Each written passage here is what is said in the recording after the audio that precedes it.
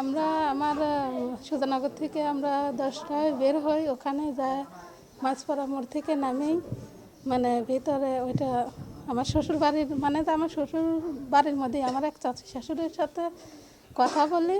ইতিমধ্যে একটা ছেলে যায়, তারপরে ওই চাচি শাশুড়ি আমাকে যখন জড়ায় ধরে বলছে যে মা তুমি আসছো, তখন ওই ছেলেটা আমাকে মারবে মানে মারার জন্য হাত উঠাইছে, খুবই অকথ্য ভাষায় গালাগালি করছে। তখন আমার চাচি শাশুড়ি আমার বুকের মধ্যে জড়ায় ধরছে, বলছে যে মারো না, তোমরা এখান থেকে চলে যাও।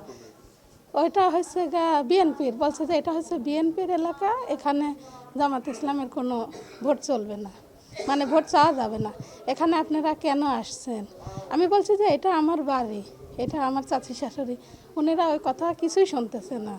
মানে তারপরে আমাদের কথা শুনে ভাইরা আসছে, আর আমার হচ্ছে হাজব্যান্ড ওখানে গেছে। যাওয়ার পরে আমাদের মানে সামলায় ফেলেছে, আমাদের ঘরে আটকায় রাখেছে আমার চাচি শাশুড়িরা। আর ওনাদের হচ্ছে মারধর করেছে, খুব করে মারেছে।